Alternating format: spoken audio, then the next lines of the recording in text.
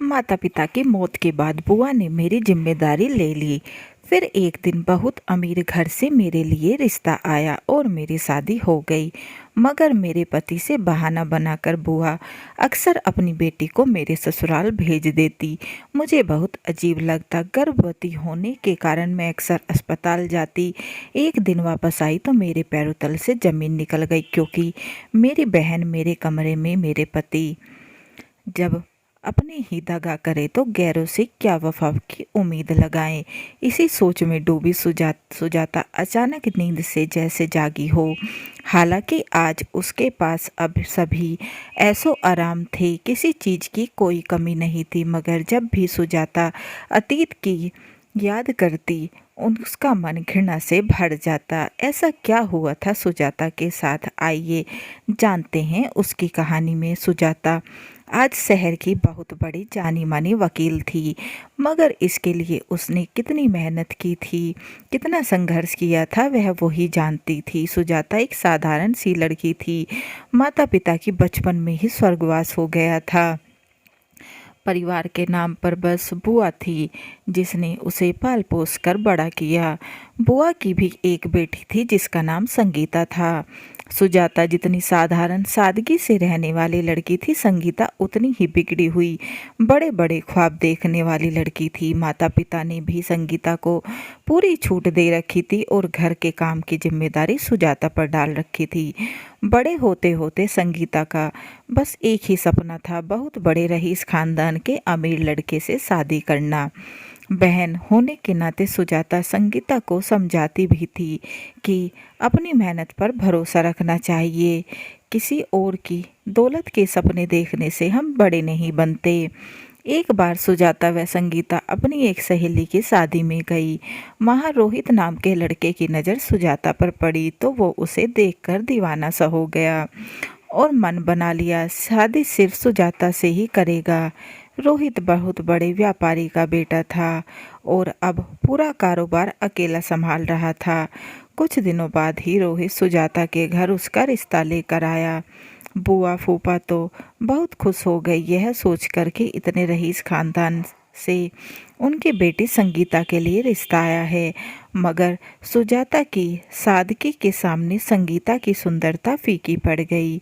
जब रोहित ने सुजाता से शादी करने की बात कही तो बुआ फूफा के होश उड़ गए। संगीता का जलन के कारण बुरा हाल था। अपने दिल पर पत्थर रख रोहित की जिद के सामने परिवार को सुजाता की शादी रोहित से करानी पड़ी।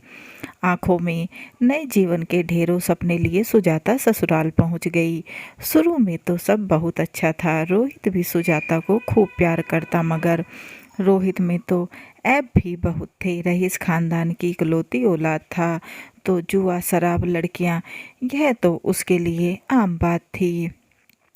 सुजाता ने रोहित को प्यार से समझाने की बहुत कोशिश की, मगर उसकी हर कोशिश नाकाम रही। सुजाता अब कर भी क्या सकती थी, तो उसने जीवन से समझौता कर लिया। फिर एक दिन पता चला सुजाता गर्भवती है। वो तो सोच सोच कर ही बहुत खुश हो रही थी। डॉक्टर ने सुजाता को आराम करने की सलाह दी तो बुआ और रोहित की सलाह से घर पर सुजाता की देखभाल के लिए संगीता वहाँ आ गई। सुजाता संगीता को ससुराल में बुलाना नहीं चाहती थी तो उसने काफ़ी मना किया, मगर उसकी एक नहीं चली। समय बीतता रहा और वो दिन भी आ गया जब सुजाता ने एक प्यारी सी बेटी को जन्म दिया। सुजाता ने प्यार से बेटी का नाम गुंजन रखा। सुजाता अस्पताल से बेटी को लेकर घर आई तो उसके पैरों तले से जमीन निकल गई। उसकी बहन सज संवर कर रोहित की बाहों में बाहें डाले उसी के कमरे में बैठी थी। सुजाता का सामान बाहर के कमरे में रख दिया गया था। सुजाता ने हंगामा किया तो रोहित बोला, अब से तुम यहीं रहोगी और संगीता मेरे साथ मेरे कमरे में रहेगी।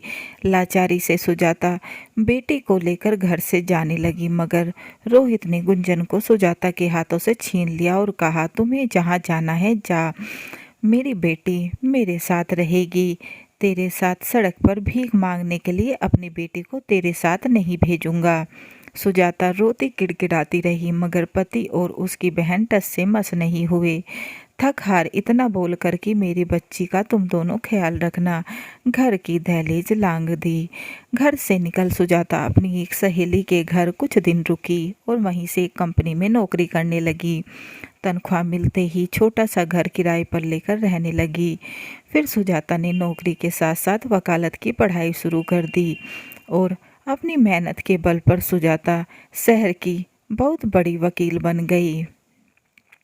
सुजाता चाहे कितनी भी व्यस्त रहती मगर अपनी बेटी गुंजन को हमेशा याद करती।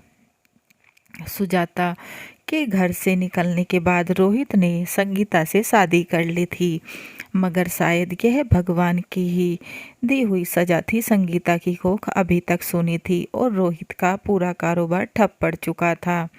सुजाता का कभी मन करता तो गुंजन से उसके स्कूल में मिलने चली जाती, मगर उसने गुंजन को कभी नहीं बताया कि वो उसकी माँ है। वो उससे हमेशा एक अनजान औरत बनकर ही मिलती थी। धीरे धीरे गुंजन भी जवान हो चुकी थी। उसकी पढ़ाई खत्म होने पर आस पड़ोस वाले भी उसकी शादी के लिए बातें बनाने लगे, क्योंकि गुंजन के पिता रोहित की तो हालत सड़क पर आने की हो गई थी। घर की हालत, कर्जे वाले घर के चक्कर लगाने लगे थे। घर की हालत इतनी खराब देख एक दिन संगीता ने रोहित से कहा कि सुजाता से जाकर मदद मांग ले, वो बहुत बड़ी वकील और पैसे वाली बन गई है। पहले तो रोहित ने मना किया कि मैं उससे नज़रें कैसे मिलाऊंगा, मगर फिर गुंजन के लिए वो बहुत हिम्मत कर सुजाता से मिलने चला गया। रोहित सुजाता से नज़रें नहीं मिला पा रहा था। रोहित ने उसे अपने नुकसान के बारे में बताया कि वो बेटी की शादी करने लायक भी नहीं है। सुजाता ने कहा, तुमने कहा था मेरी बेटी मेरे साथ भीख मांगेगी, फिर भी वो मेरी बेटी है, इसलिए उसकी शादी का पूरा खर्चा मैं उठाऊंगी। उससे आगे मुझसे 1 रुपए की भी उम्मीद मत करना।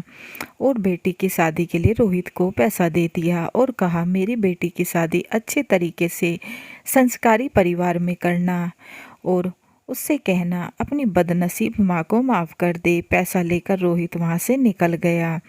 उसकी आंखों में पश्चाताप के आंसू निकल रहे थे, मगर अब वो अपनी करनी को सुधार नहीं सकता था। गुंजन की शादी बहुत अच्छे तरीके से हो गई, मगर सुजाता शादी में नहीं गई तो रोहित बोला, मेरा गुनाह इतना बड़ा है जिसके लिए सुजाता मुझे जीवन भर माफ़ नहीं करेगी। सीख, सही कहते हैं धोखा देना बहुत आसान है। इंसान धोखा करते हुए भूल जाता है कि ऊपर वाला सब देख रहा है और एक दिन इसका हिसाब जरूर होगा। कहानी कैसे लगी कमेंट बॉक्स में ज़रूर बताएं और चैनल को लाइक एंड सब्सक्राइब करना ना भूलें एंड बेल आइकन को ज़रूर दबाएं ताकि ऐसी ही अच्छी अच्छी कहानियों के नोटिफिकेशन आपको मिलते रहें।